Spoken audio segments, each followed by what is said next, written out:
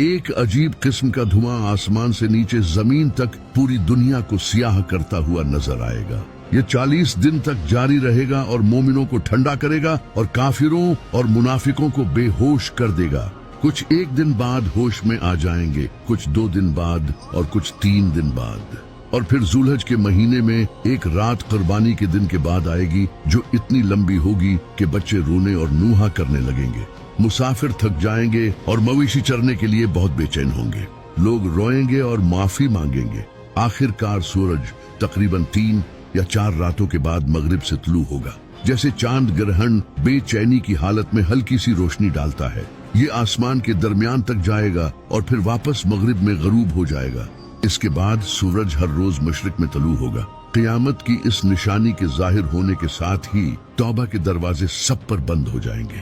کافروں کا کفر کو چھوڑنا اور گنہگاروں کی گناہوں سے توبہ قبول نہیں ہوگی اور اسلام قبول کرنا بھی قبول نہیں ہوگا۔ مسلمان ابھی تک سورج کے مغرب سے نکلنے کے صدمے میں ہی ہوں گے۔ اس کے بعد ایک عجیب جانور مکہ کے قریب ایک صفا نامی پہاڑی سے نکلے گا اور دنیا کے تمام شہروں اور حصوں میں اتنی تیزی سے جائے گا کہ کوئی بھاگنے کی کوشش کرے گا تو اس سے بچ نہیں سکے گا۔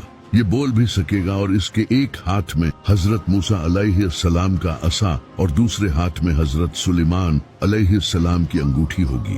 یہ حضرت موسیٰ علیہ السلام کے عصا کے ساتھ ہر مومن کی پیشانی پر ایک ہلکی لکیر کھینچے گا جس سے مومن کا کالا چہرہ بھی چمک اٹھے گا، اور یہ انگوٹھی سے ہر کافر کی پیشانی پر مہر لگا دے گا جس سے اس کا چہرہ گندا ہو جائے گا۔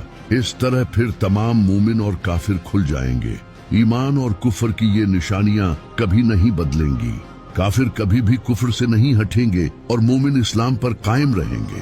یہ پہلے یمن میں ظاہر ہوگا، پھر نجد میں، اور پھر غائب ہو جائے گا، اور تیسری بار یہ مکہ میں ظاہر ہوگا۔ قیامت کے 40 سال پہلے ایک خوشبودار ہوا لوگوں کی بغلوں کے نیچے سے گزرے گی جس سے تمام مسلمانوں کی موت ہو جائے گی۔ کوئی مومن اور پرہیزگار باقی نہیں رہے گا سوائے کافر کے۔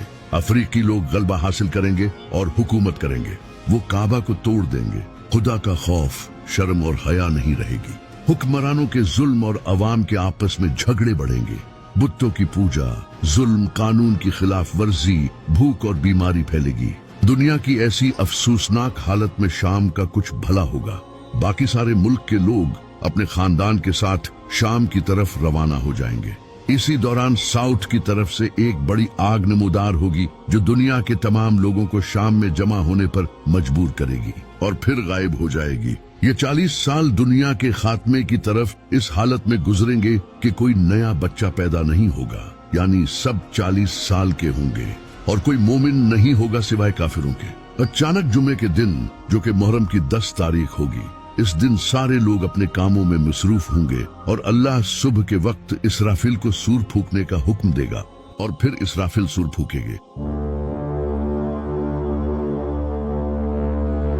جس کی آواز سے یونیورس کے سارے انسان جانور تباہ ہو جائیں گے، یہاں تک کہ اللہ کے فرشتے جبرائیل، میکائیل اور اسرافیل سب کو موت آئے گی اور صرف اللہ اور اسرائیل یعنی موت کا فرشتہ باقی رہیں گے۔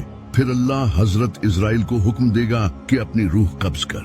حضرت اسرائیل جب اپنی روح کو قبض کرے گے تو وہ ایسی چیخ ماریں گے کہ اگر کوئی انسان زندہ ہوتا تو اس چیخ کو سن کر اسے دوبارہ موت آ جاتی۔ اس کے بعد کوئی زندہ نہیں ہوگا سوائے اللہ کے، وہ جو ہمیشہ سے تھا اور ہمیشہ رہے گا۔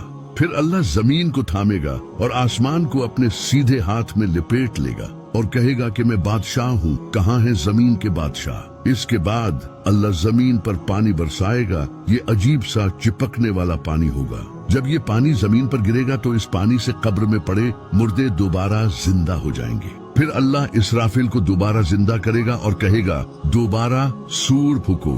جب حضرت اسرافیل دوبارہ سور پھونکے گے تو اس دنیا میں پیدا ہوئے سارے انسان یہ دیکھ رہے ہوں گے، زمین بالکل سیدھی اور صاف ہو چکی ہوگی اور یہی سے حساب کا دن شروع ہوگا۔